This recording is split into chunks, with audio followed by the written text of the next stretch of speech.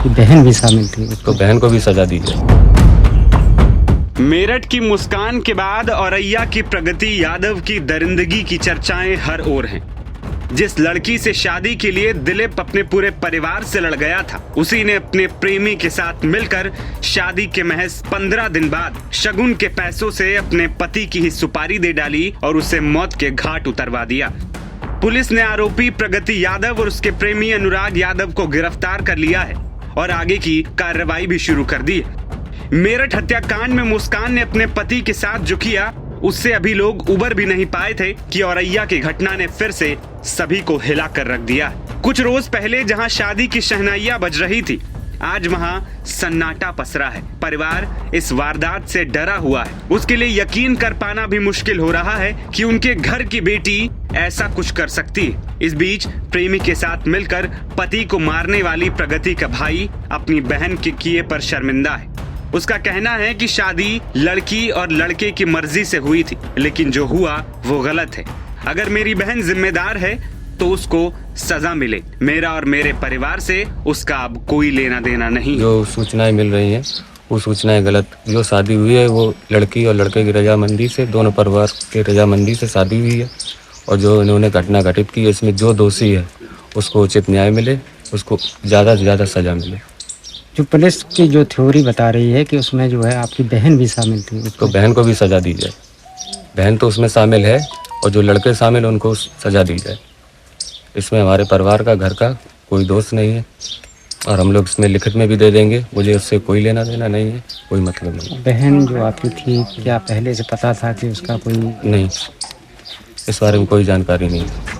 दूसरी ओर जिस प्रेमी अनुराग के साथ मिलकर प्रगति ने अपने पति दिलीप यादव को मरवाया, उसकी बहन भी सामने आई। उसका भी कहना है कि हमें इस बारे में पता होता तो हम ये होने न देते, लेकिन अगर मेरे भाई का हाथ है तो उसे सजा जरूर मिले। एक पुलिस ने खुलासा किया जिसमें आपके भाई का भी नाम है, क्या कहना चाहेंगे आप? इसमें अगर मेरे भाई का हाथ है उसको गिरफ्तार कर लीजिए। क्या पहले से पता था कि इस लड़की से आपके भाई का कोई संबंध है? ये नहीं, घर में किसी को मालूम नहीं था। अगर किसी को मालूम हो, ये करने देगा किसी का माँ बाप? बहन भी होगी, ये भी नहीं करने देगी। मर्डर कोई करने देगा? ये बताइए।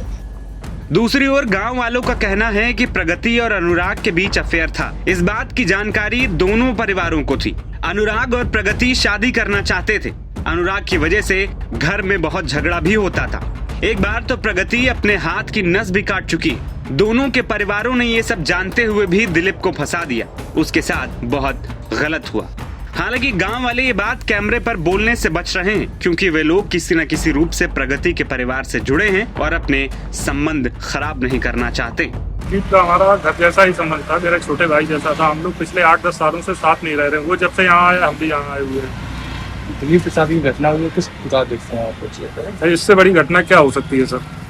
भाई वो अपने भोलेपन का शिकार हो गया। दिलीप की जो शादी हुई थी वो लव मैरिज ही हुई थी। दिलीप के परिवार की मर्जी नहीं थी यहाँ पे शादी करनी थी, पर दिलीप और प्रगति ने अपनी मर्जी से शादी की थी। अब उसके पीछे की कहानी क्या थी वो हम लोग नहीं जानते थे। क्या मांग है? हमारी मांग तो यही है, कड़ी से कड़ी सजा होनी चाहिए। बाकी समाज के उन लोगों से भी कहना चाहेंगे जिनके खोटे सिक्के हैं, जो बाजार में चलाना बंद कर दें, क्योंकि घर के लोगों को कुछ ना कुछ तो पता ही होता है। तो इस तरीके की चीजों को वो देखें, आगे किसी और का घर बर्बाद ना हो। दरअसल 5 मार्च 2025 को प्रगति की शादी दिलीप से मैनपुरी जिले में हुई थी। परिवार खुश था, लेकिन शादी के महज 15 दिन बाद ही दुल्हन प्रगति ने अपने प्रेमी अनुराग के साथ मिलकर एक कॉन्ट्रैक्ट किलर को 2 लाख रुपए देकर दिलीप की हत्या का सौदा करवा दिया, जिसके पैसे भी खुद प्रगति ने दिए थे और कॉन्ट्रैक्ट किलर ने दिलीप की हत्या कर दी। फिलहाल सभी आरोपियों को पुलिस ने गिरफ्तार कर लिया है। पुलिस की जांच में दिलीप हत्याकांड में पत्नी प्रगति, उसके प्रेमी अनुराग सहित करीब 6 से 7 लोगों की संलिप्तता पाई गई। दूसरी ओर इस हत्याकांड से दिलीप का परिवार सदमे में, क्योंकि उन्होंने अपना बेटा, भाई और भतीजा खो दिया है। NBT ऑनलाइन की रिपोर्ट।